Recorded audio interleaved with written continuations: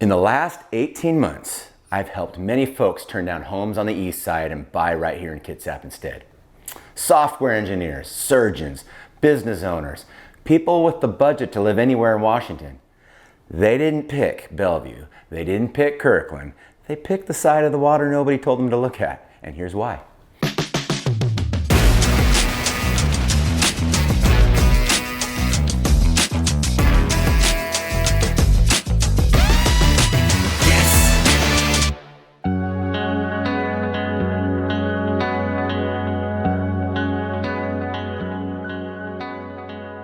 If you're moving to Washington and you've been told the east side is the move, talking Bellevue, Kirkland, Sammamish, Redmond, Issaquah, you've heard the loudest voice in the room.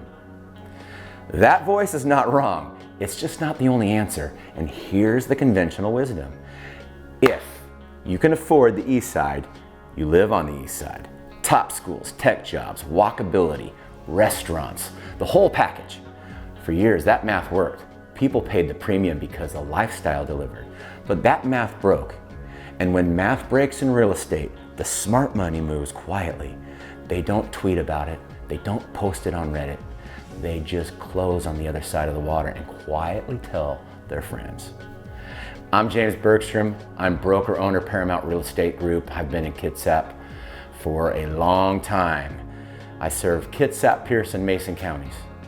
I've sat on both sides of this conversation hundreds of times. I see the offers the east side buyers are walking away from. I see the homes they're picking up here, and I have the receipts. And here's what I'm going to do for you in the next few minutes. I'm going to walk you through 7 reasons the smartest relocators in Washington are choosing Kitsap over the east side. I'm going to show you a real cost of living comparison at the same price point.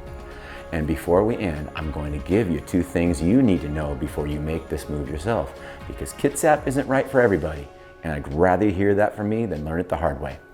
If that's what you came for, stick with me. Let's start with something nobody talks about, the 30-mile illusion. All right, pull up a map. Bellevue to Bainbridge Island, as the crow flies, is roughly 13 miles. Bellevue to Bremerton is about 15. Bellevue to Silverdale is about 21. On paper, this looks like the suburbs, but geographic distance is not lifestyle distance. The east side in Kitsap County, separated by the Puget Sound, feels like 2 different states. And that gap, that body of water, is exactly what makes Kitsap valuable. So when you live in Bellevue, you're in the Seattle metro. Traffic flows in, density flows in, pressure flows in. Every weekend, every event, and every ripple in the east side economy hits your front yard. You bought the suburbs. Functionally, you bought the city. So when you live in Kingston, Bremerton, or say Silverdale, you're not in the Seattle metro. You're adjacent to it. The water is your filter, and you can access Seattle in 30 minutes on a fast ferry. You can leave it just as quickly. Your neighborhood doesn't get the spillover. This is the 30-mile illusion. On Google Maps, Kitsap looks like a long drive, but in reality, it's the same commute time as half the east side on most days, and your home life is fundamentally different. You didn't buy a suburb of Seattle, you bought a peninsula adjacent to Seattle, and that distinction is worth tens of thousands of dollars per year in lifestyle. Which leads me to reason 2, the ferry. And no, it's not what you think. Most relocators see the ferry as a problem. I have to take the boat to work. That sounds like a hassle. That's the surface view. The deeper truth is that the ferry is the single most underrated lifestyle asset in Washington real estate. The Bremerton to Seattle fast ferry is a 30-minute ride with full Wi-Fi, indoor seating, coffee, and a quiet cabin. The Bainbridge Island ferry is 35 minutes. Kingston to Edmonds is 30, and Southworth to Seattle is about 35 to 40. Compare that to driving Bellevue to Seattle on a bad I-90 day, or Sammamish to Seattle on a snow event, or Issaquah on a Seahawks Sunday. The ferry doesn't care about traffic. It runs on a schedule. You get on, you sit down, you open your laptop, you finish a workday, and you walk off 10 feet from your office tower. For some people. The ferry isn't a barrier, it's a moat. It keeps the chaos of the city off your peninsula. It gives you a built-in commute decompression, and that's important. And here's the part nobody mentions. It's getting better. Kitsap Transit's fast ferry expansion is real. It's funded and it's adding capacity in the next 24 months. That's a tailwind on every Kitsap property. By the way, if you're already running this math in your head and wondering which neighborhood actually fits your commute or your budget and your lifestyle, I built a free Kitsap relocation guide that breaks all this down by neighborhood. It's the link in the description below. Also, I have a website, livingbeyondseattle.com. Go check it out, it's filled with tons of resources. All right, now let's talk about the part that makes everyone do a double take, the price. Let's get specific. As of right now, the median single family home price in Bellevue is hovering around $1.6 million. Kirkland is around 1.4. Sammamish is around 1.5. The Eastside is simply an over $1 million market for anything resembling a normal family home. In Kitsap County, the median single family home price is sitting in the high 500s to low 600s. Silverdale is around $625,000, Paulsbo is around $700,000, Port Orchard is right around $580,000. Bremerton, depending on the neighborhood, is anywhere in the $450,000 to $550,000 range. Translation, a comparable home, same square footage, similar build year, similar condition, costs $400,000 to $700,000 less in Kitsap than it does on the east side. That's not a percentage, that's a 6-figure spread. So what does that buy you? It buys you a paid off mortgage 10 years sooner. It buys you a college fund you didn't have. It buys you the ability to actually save and invest while owning a home. It buys you margin, and in a high cost economy, margin is the most undervalued financial asset in the whole country. The Eastside premium isn't worth nothing. The schools and walkability are real, but it's not worth $700,000 in cash for most relocators, in my opinion. That's the math the smart money is running.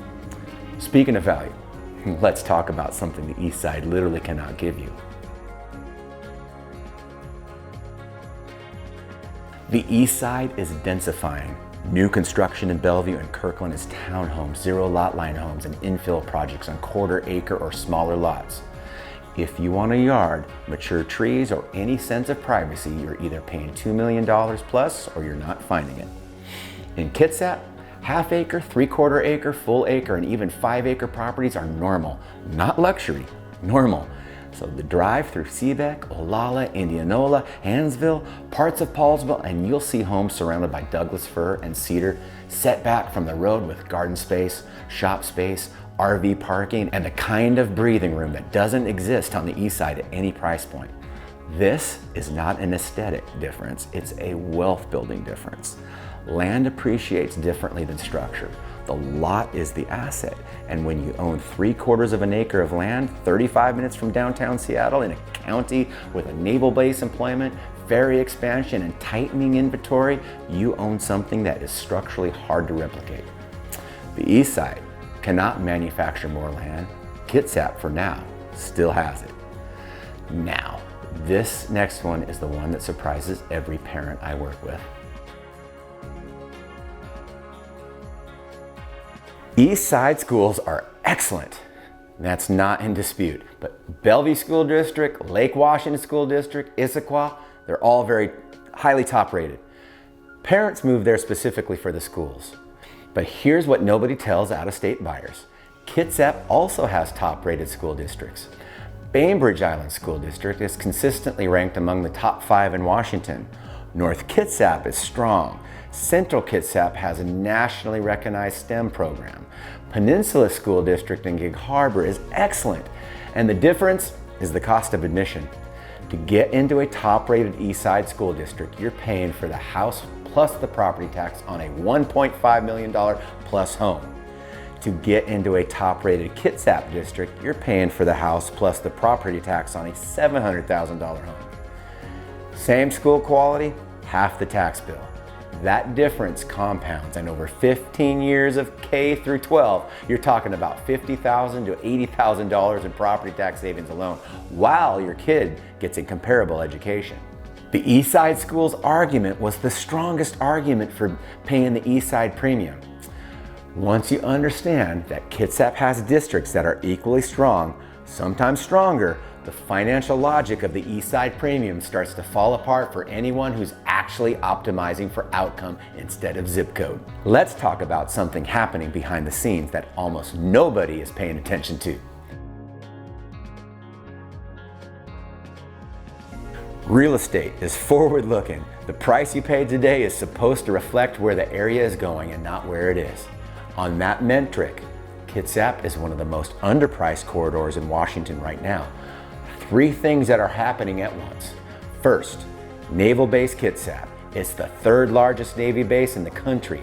Bremerton's Puget Sound Naval Shipyard, Bangor Submarine Base, combined, that's tens of thousands of high-paid, recession-resistant jobs that aren't going anywhere. The federal government doesn't relocate naval bases on a whim. That employment foundation is permanent. Second, the fast ferry expansion.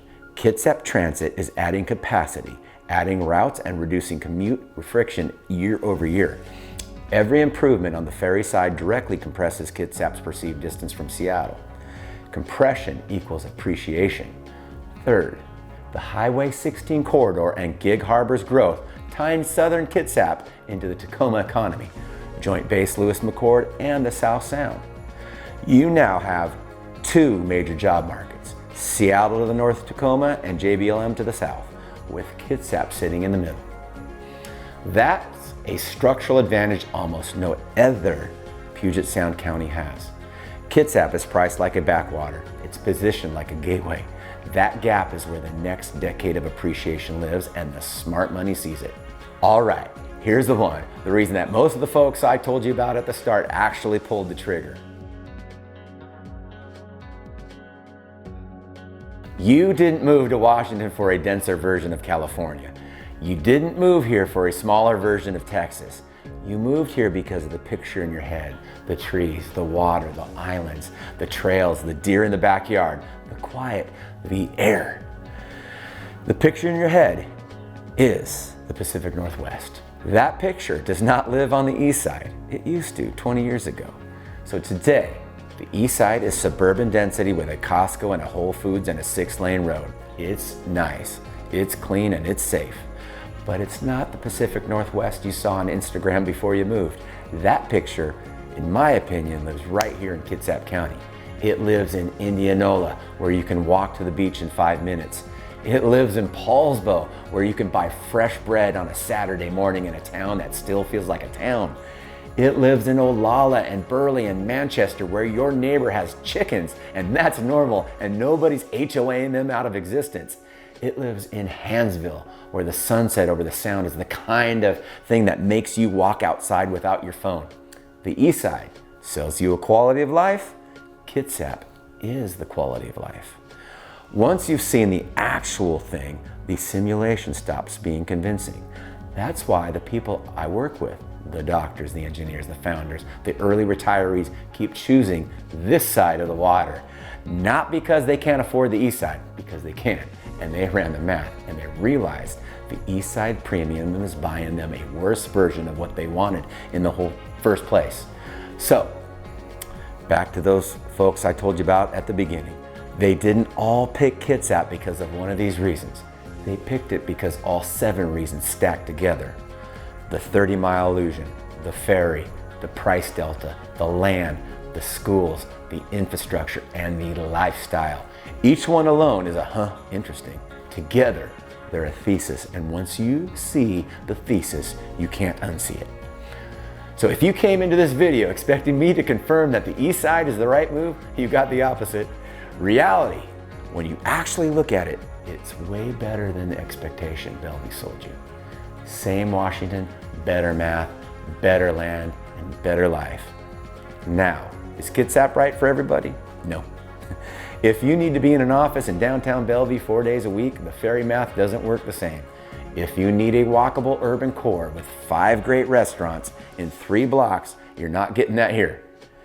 There are trade-offs, there are always trade-offs, but for the relocator who actually wants the Pacific Northwest, they thought they were buying this side of the water is the answer the data keeps pointing to. 2 things to do right now if any of this hit a nerve.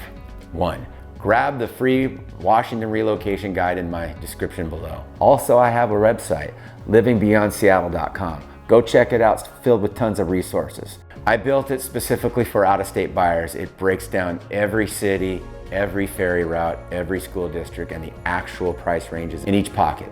It's free, it's the first link, and it'll save you about 20 hours of internet research.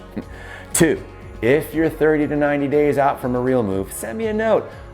I'll set up a call. We'll map your specific situation, and I'll either tell you Kitsap is your fit or I'll tell you it isn't.